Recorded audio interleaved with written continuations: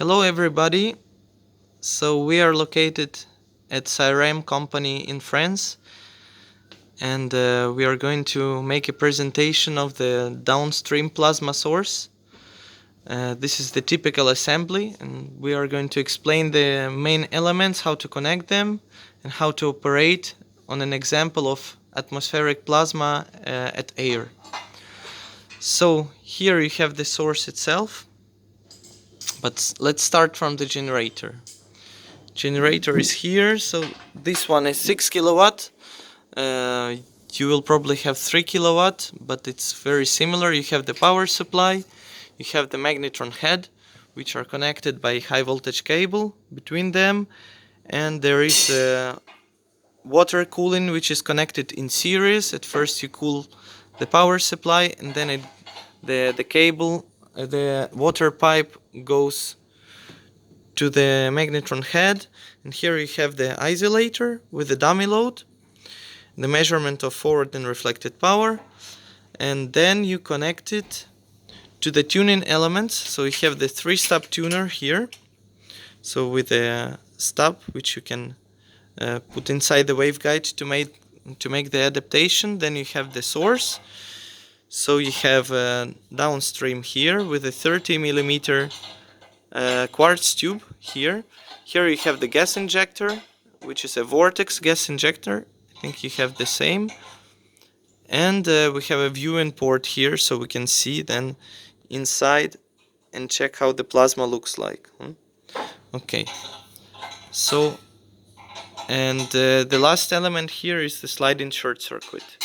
We didn't put some elements like the quartz window you see here.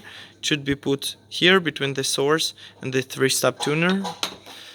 And there is also an arc detection flange that can be put after the isolator. So in our new generation of generators, G4, it's already included in the head, in the magnetron head. But in G3, it's still a unit which you have to put separately. Okay, I just show quickly the water connection and the mains connection. So here on the back, you have the power cable of the magnetron head. You have the high voltage cable also for the magnetron head. Here you have the mains, so 3-phase 400 volt.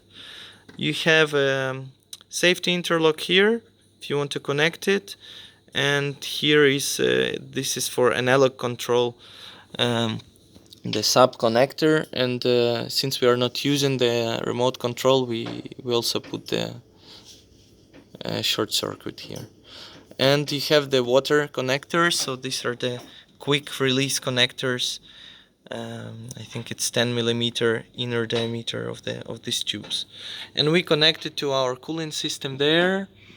And you will also have to make sure that your source is cooled by water. So you have water cooling here on the body of the source, here and here, these two pipes, this and this. And so this is for the body of downstream, and also you have a water cooling on the vortex gas injector, which is here. So this gas injector actually, I will ask Nicola to help me. So this is Nicola. Hello. This is me. My name is Kostya. I didn't tell it. No, just can you film for the moment? I will show how to connect the tube. So basically the tube you have to put inside the source. These are the seals which prevent the microwave leakage, and then this is the vacuum connector that you just fit on the tube, and you can tighten it here by moving clockwise and anti-clockwise. Here you have the gas input with swedge lock 6 millimeter, and water cooling, it's a 6 millimeter tube, outer diameter 6, inner 4 millimeter. So here we put actually our air, which is used as gas input. Then we have air cooling of the chimneys, which we don't use on the top, but we use here on the bottom. but typically we also have to use it in 4 points. So you put just the dividers, and you will have to cool the chimneys on the bottom, on the top here, the top chimney and the bottom chimney. So there will be the connectors, low grease connectors, quick release connectors for 6mm outer diameter of the tube. Okay, so air cooling, which is provided by our compressed air, and the gas input, because we are going to do air plasma. And then of course you have the water cooling of the connector and of the body of the source. It can be several liters per minute, doesn't have to be big flux. Generator needs around over 4 liters per minute water flow. Okay, so what we're going to do right now is we're going to start the plasma and show you how to do the adaptation. So I turn on the generator, and to make the noise, because of the fan which is located inside the magneton head, it cools down the head. Then I think I let Nicola turn on the air. So he turns on the compressed air, and what we're going to do is that we're going to increase the limits of the reflected power. So you have to put it to start the plasma at maximum power.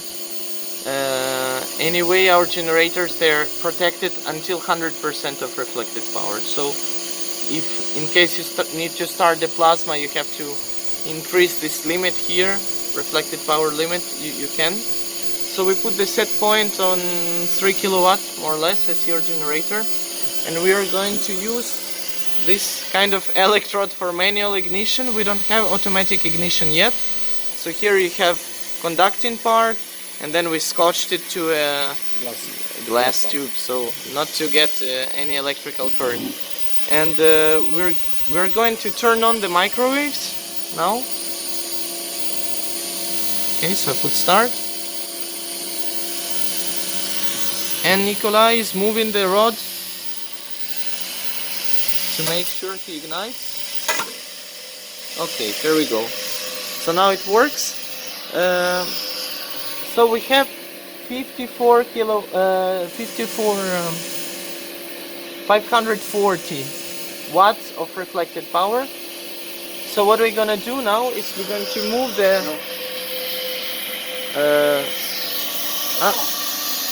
it's okay. So the plasma looks like this, huh? This is thanks to the vortex injector, that it's centered and it doesn't touch the walls of the tube. Okay, so we are going to move the sliding short circuit to see. So you see I'm moving like this, and I'm looking at the reflected power, and actually I'm moving it and it's getting worse, it's increasing. So my best position in this case, 500 watts when it's completely with spread kit. So now I fix it here. You can also move a bit here for fine tuning.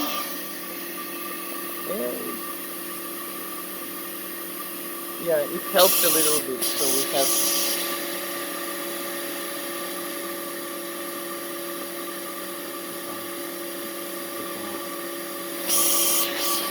I wonder if you see it. 370. Okay, so what I did, I just moved away a little bit by moving this connector, and we decreased the reflected power to 360 watts. Now, typically what you have to do with the stop, you try one by one. Never try 3 stops at the same time. So we try the first one, and we put it inside the waveguide. So we turn, and it's getting worse, it increases. So we turn it back. Try the second one. it increases, not good for us. So we turn it back, we extract it completely from, and try the third one. And the third one is helping us.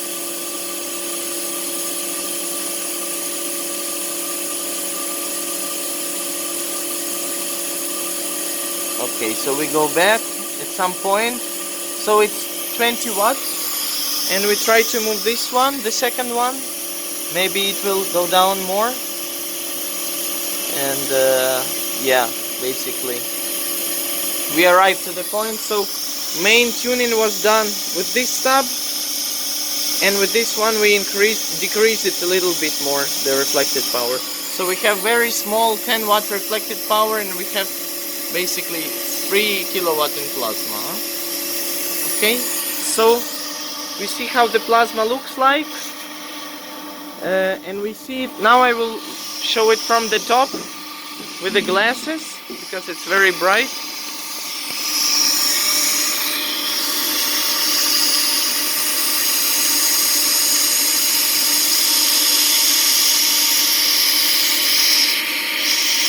I wonder if you see it.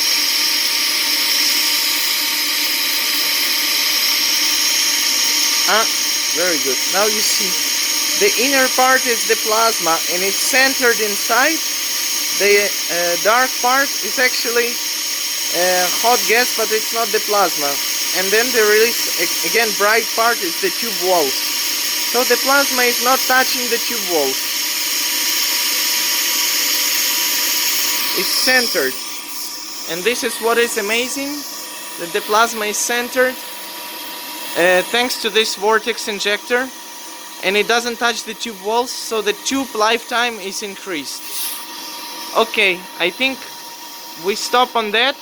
Maybe we can put quickly 6 kilowatt just to see what happens to the flame. Yeah, you see it's very, very long right now. There are these viewing ports that you can also use to see the plasma. So I wonder if you can see something. It's quite bright, huh? So you will not be able to use 6 kilowatt on your generator. So let's come back to 3 kilowatt. You see it's only 200 watt of reflected power, so it's well adapted. What you have to do is to keep this reflected power to minimum. So let's come back to 3 kilowatt again.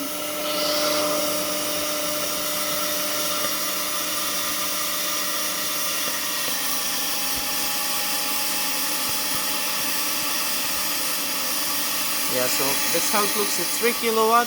What we can do now is we play a little bit with the flux of the air.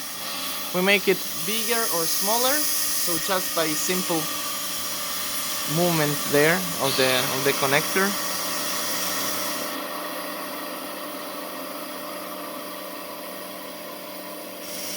Up, so now it decreased, and you see at this point it became more focused. So this is something you can also do, play with the gas flux. Here the air flux, it's over 15 liters per minute, but we cannot say exactly how much because we don't have such a big flow controller for this.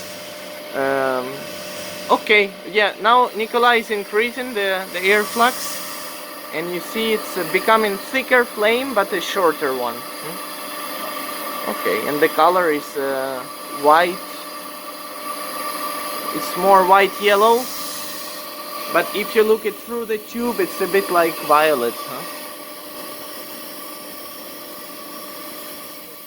Okay, and you can actually touch the chimneys. It's not hot. Well, this is water cooled, and this is all thanks to the vortex injector, that the tube is not in contact with the plasma, so we do not burn the tube, and plasma is kind of confined. Okay, I think that will be enough. I wonder if you will have also the microwave leakage meter, so you can check if there's any leaks. You have to turn it at several points. Check if there are any microwave leaks.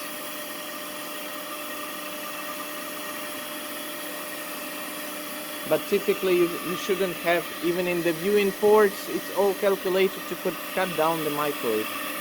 And here should be no microwave because they are absorbed by the plasmas. So here it should be less than 5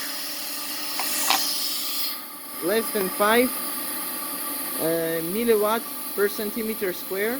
So it's the maximum value at the 5 centimeters from the place where you're measuring.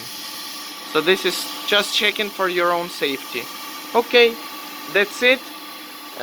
You can write us an email if you need some more help. Good luck with your downstream source operation. Bye.